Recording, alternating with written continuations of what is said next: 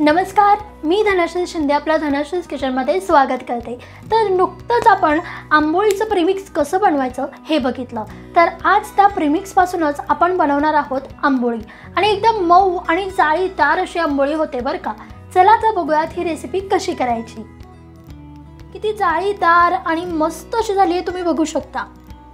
Wow, आणि एकदम मऊ अशी झाली आहे।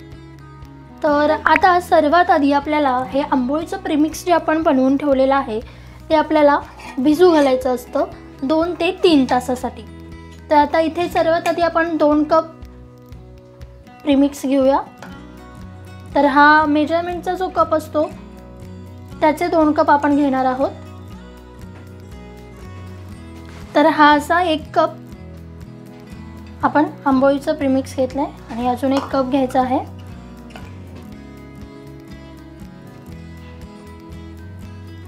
तर हे असे इथे आपण 2 कप असे भरून आंबोळीचं प्रीमिक्स घेतलेलं आहे। 2 कपासाठी आपण याच कपाने 3 कप पाणी टाकणार आहोत।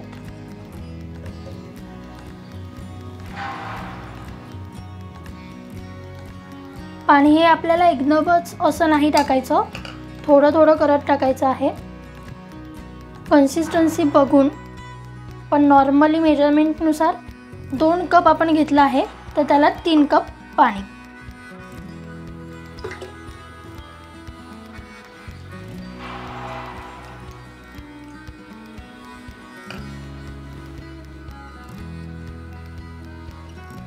छान असं मिक्स करायचं आणि त्याच्यामध्ये गाठी नाही राहिल्या पाहिजेत।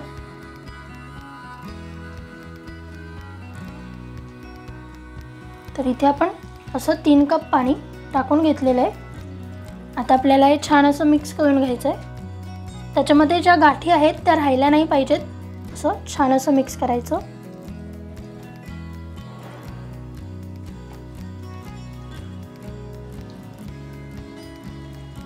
ह्याला आंबटपणा येण्यासाठी आपण ह्याच्यामध्ये सायट्रिक ॲसिड टाकलेलं आहे। तुम्ही जर का ते टाकलं नसेल तर तुम्ही इथे दही किंवा ताक यूज करू शकता।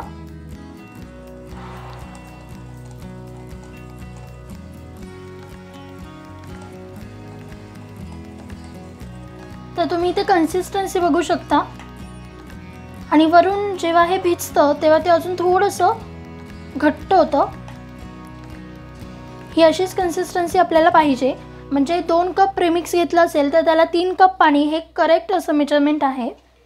तर आता आपल्याला हे 2 ते 3 तासासाठी ठेवायचं आहे झाकून। तर आता आपण साधारण 2 ते 2.5 तासानंतर बघतोय। तर पीठ जे आहे ते छान असं भिजलेलं आहे आणि त्यासोबतच छान असं आंबलेलं पण आहे।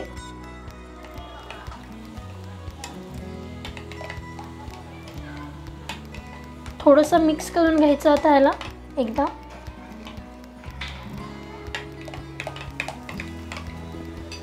थोडंसं मिक्स केलं की मग यामध्ये आपण टाकणार आहोत 1 टीस्पून सोडा। जो खायचा नॉर्मल सोडा असतो तोच सोडा मी इथे घेतलेला आहे। हा सोडा जो आहे तो आपल्याला आंबवल्यानंतर, म्हणजे ते छान असं फर्मेंटेड झालं की त्याच्यानंतर टाकायचं आहे। तर सगळं झाल्यानंतर आपण सोडा टाकला आणि त्यासोबतच मीठ पण टाकून घ्यायचं चवीनुसार। आणि आता हे छान परत एकदा मिक्स करूया।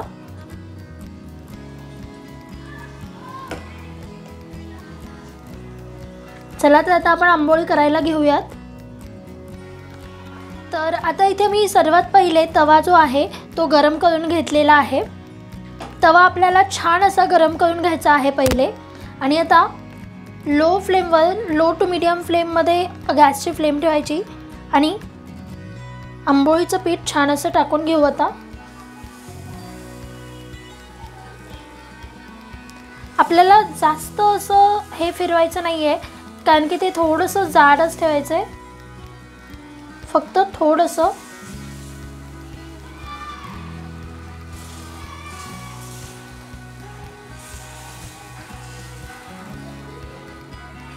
फक्त एवढंच आपल्याला फिरवून घ्यायचं आहे, ते जास्त लांब असं करायचं नाही.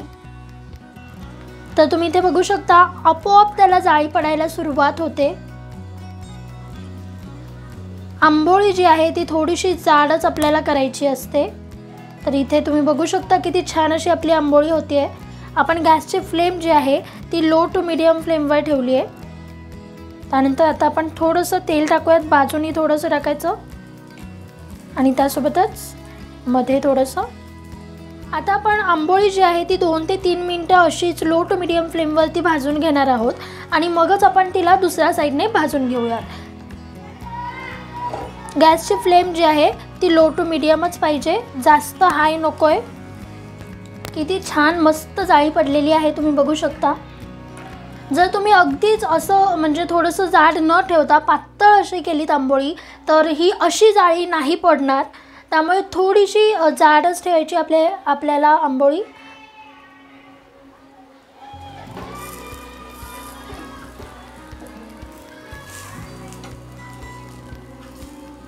तर एका साईडने आंबोळी जी आहे ती झालेली आहे. चला तर आता आपण दुसऱ्या साईडने फ्लिप करून घेऊयात. वाव, तुम्ही इथे बघू शकता आपली आंबोळी किती सुंदर अशी दिसते. छान मस्त जाळी देखील पडलेली आहे आणि एकदम खरपूस आणि मस्त अशी आपण तिला भाजलेले. तुम्हाला जर का पाहिजे असेल तर तुम्ही याच्यामध्ये कांदा टोमॅटो पण ॲड करू शकता, मग तो मस्त असा उत्तप्पा असा तयार होतो. आपण इथे साधीच अशी आंबोळी बघितलेली आहे आणि एकदम परफेक्ट अशी आपली आंबोळी तयार झालेली आहे. तुम्ही सुद्धा नक्की ही आंबोळी करून बघा, खूप छान अशी होते. आणि ह्या अशाच मस्त मस्त रेसिपीसाठी धनश्रीज किचनला नक्की सबस्क्राईब करा. तर आता आपण दुसऱ्या साईडने पण थोडंसं भाजून घेतलेलं आहे. तर इथे आपली आंबोळी जी आहे ती तयार आहे. चला तर एका प्लेटमध्ये सर्व करून घेऊयात. चला तर आता आंबोळीसोबत आपण झटपट अशी डाळ आणि खोबऱ्याची चटणी बनवून घेऊयात. तर मी इथे थोडेसे डाळे घेतलेले आहेत, हिरवी मिरची घेतलेली आहे, 4 ते 5 हिरव्या मिरच्या बारीक अशा कट करून घेतलेल्या आहेत. त्यानंतर खोबरं घेतलेलं आहे, नारळ, ओला नारळ, त्याच्या अशा चकत्या करून घ्यायच्या म्हणजे मिक्सरमध्ये लवकर छान असं बारीक होतं. त्यानंतर पुदिना घेतलेला आहे थोडासा, लसणाच्या 4 पाकळ्या आणि थोडीशी चिंच. चिंचने त्याला थोडंसं आपल्या चटणीला थोडासा आंबटपणा येतो म्हणून आपण थोडीशी चिंच घेतलेली आहे. चला तर आता हे सगळं आपण मिक्सरमध्ये टाकूया.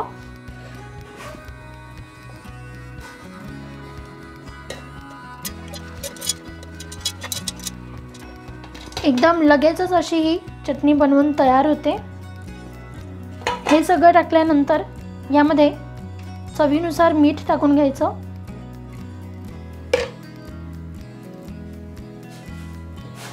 आणि त्यासोबतच थोडंसं पाणी.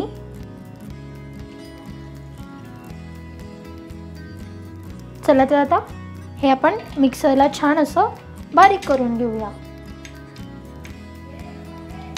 तर आपण मिक्सरमधून छान असं बारीक केलेलं आहे. थोडंसं अजून पाणी टाकलेलं आहे मी आणि मस्त अशी कन्सिस्टन्सी झाली आहे. तर इथे आपली चटणी तर तयार आहे. आता हिला आपल्याला फोडणी द्यायची आहे, त्याच्याने आपल्या चटणीची चव आणखी वाढते. चला तर आता फोडणी देऊन घेऊया.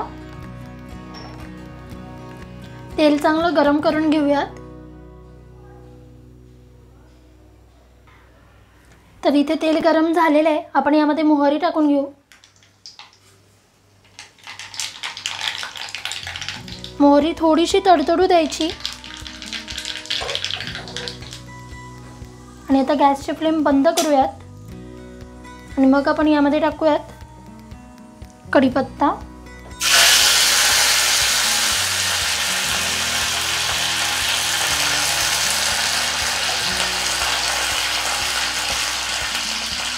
आणि आता ही फोडणी आपण टाकणार आहोत चटणीमध्ये. वाव, फोडणीचा मस्त खमंग असा सुगंध येतोय. चला तर आता मिक्स करून घेऊयात.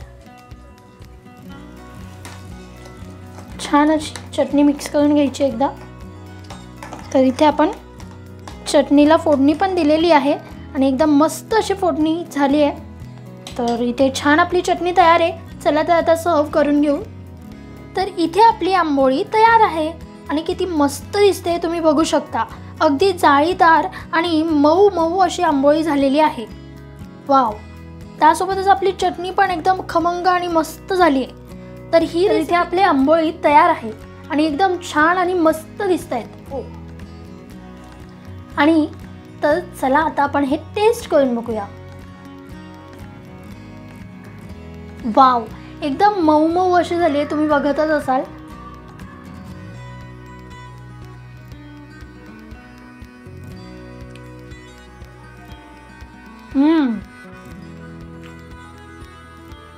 अप्रतिम, खूप छान असे झाले. नक्की ही रेसिपी ट्राय करा. आणि जर तुम्ही अजून धनश्रीज किचनला सबस्क्राईब केलं नसेल, लगेचच जावा, सबस्क्राईब करा. अशाच मस्त मस्त रेसिपीज येतील. चला आता मी ही संपवते. खूप छान झाली आहे कारण की आंबोळी. Bye bye. लवकरच भेटूयात नवीन रेसिपी घेऊन.